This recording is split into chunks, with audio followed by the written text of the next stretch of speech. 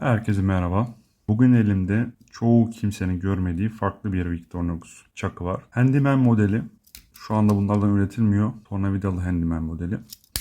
Adı farklı olabilir. Geyik boynuzundan kapaklarla değiştirilmiş orijinal kapakları. Sipariş ettim. Güzel bir şey olabileceğini düşündüm. Bu arada pensesinin kırık olduğunu bilerek sipariş ettim. Bu penseyi tabi çıkarmayı düşünüyorum. Burada bir tane daha Handyman'le kıyaslayalım. Gündelik hayatta kullandığım Handyman. Kapakları görüyorsunuz. Şöyle yan yana yapayım.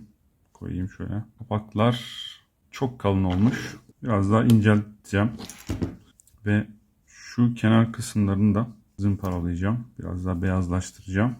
Çakının durumuna bakacak olursak. Çakının durumu genel itibariyle güzel. Yavaş bir açılım var. Yavaş mekanizma. Bir yavaşlık var. Bıçağın durumu fena değil. Ucu milimetrik olarak eğilmiş. 1-2 milim. Atıyor kendini şuradan. Mekanizma çok fena değil ama mekanizmayı açmak lazım. Güzel bir şeye benzeyecek umarım gün sonunda.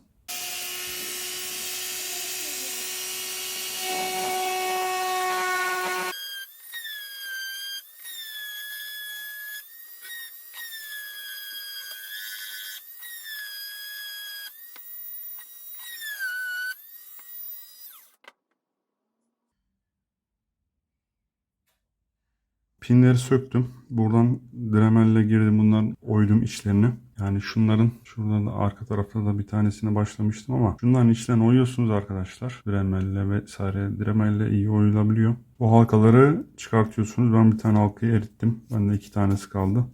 Bayağı ses oluyor diye ben iş yerini açtım bunları. O yüzden görüntü alamadım ama çok da bir şey kaybetmediniz. Şimdi bunları açtıktan sonra artık içeriğine gidiyoruz. Bu kapağın altında ne varmış bakalım. İşte mekanizma bu arkadaşlar. Bakın şurada yayları görüyor musunuz? Aslında yay değil bunlar. Yay diyoruz. Bakın burada yay ne yapıyor? Kanırtıyor.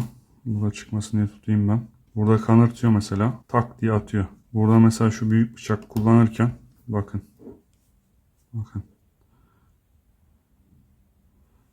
Tak diye atıyor.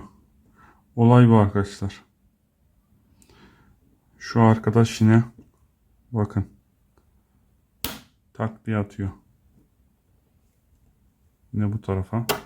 Tak. Tak. Burada yine mesela testere. Testerenin de yine alt tarafında. Ona geleceğiz. Şimdi bunları çıkartalım yavaş yavaş teker teker. Küçük bıçak.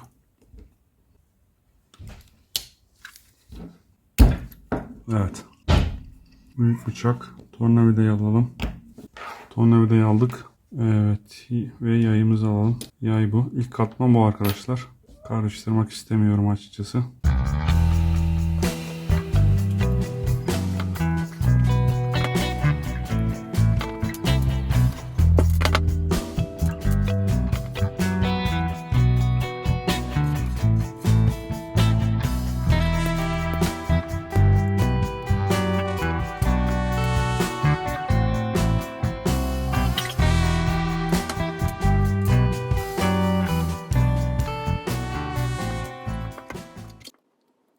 Evet.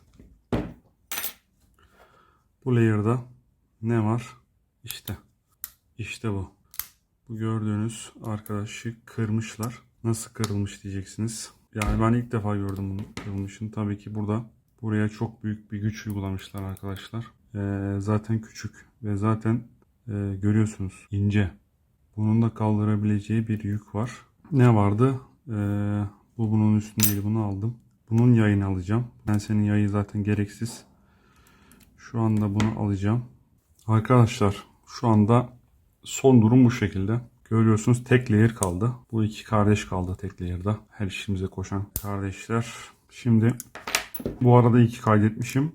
Şeyi karıştırdım. Şuradaki testere, demir testeresi aşağı doğru gelmiş ve ben bunu en son layer'dan sanki bunu çıkardım gibi algıladım. Orada bir karışıklık yaşadım. Şimdi şuradan devam ediyoruz. Ben ilk önce makası taktım. Sonra makasın yayını takıyorum. Gördüğünüz gibi. Bakın şurada makasın yayını takarken elinizle güç uygulayarak şu hale, bu şekli koymanız gerekiyor ki makas burada otursun. Bu arada şurada da oturmayan bir kısım var. Burayı da oturtun elinizle. Makas otururken yaydan çıktı. Elinizle güç uygulayarak biraz güç gerekiyor. Şimdi tekrar oturtuyorsunuz. Gece vakti çok da ses çıkarmak istemiyorum ama. Şimdi makasın yayını oturtturduk. Makas bakın şimdi burada tık diye atıyor kendisi. Komple bir layer'ı kaplıyor zaten.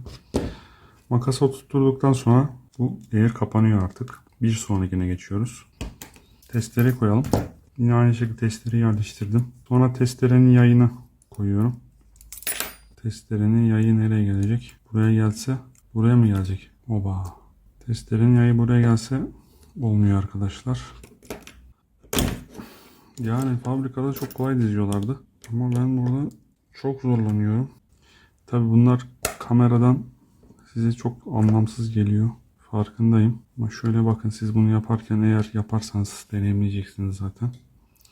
Sadece mantığı zaten bu şekilde.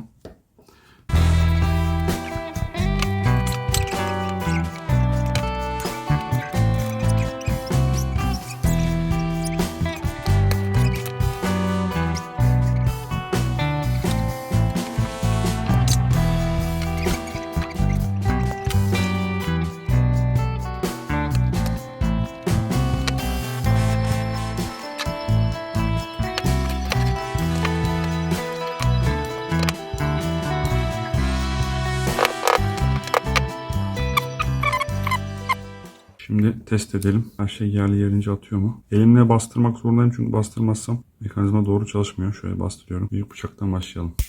Güzel. Bakın. Güzel. Küçük bıçak. Küçük bıçak zaten atıyor en sonunda. Testere. Şöyle. Güzel. Gördüğünüz gibi testere çok önemliydi. Zaten en zor oydu. Bıçak, makas. Gayet güzel. Demir testeresi. Hepsi çok güzel. Şu anda hiçbir sıkıntı yok. Fazlalık çıkardık şu. Bunun ben pense ile alakalı olduğunu düşünüyorum. Şu an bakıyorum iki taraftan da yükselti alçaltı gözükmüyor. Şimdi arkadaşlar bundan sonra şöyle yapacağız. Şunları kısaltıp bunların pimlerini koyup üzerine çekiçle vurmak lazım. Ondan sonra da kapak kısmına geçeceğiz. O kısım daha zevkli kesinlikle. Zor kısmı atlattık yani.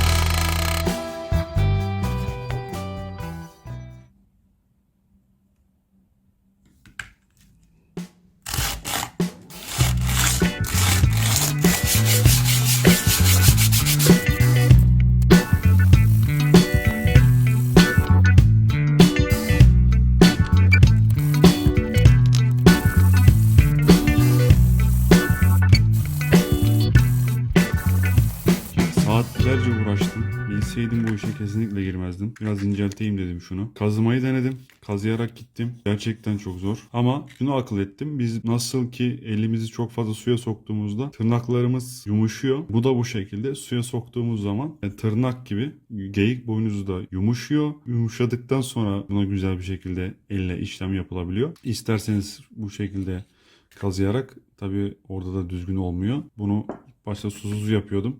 Çünkü sulu yapınca böyle çamur gibi oluyor. Sulu bu şekilde yaptığım zaman çok daha iyi verim alıyorum. Az kaldı.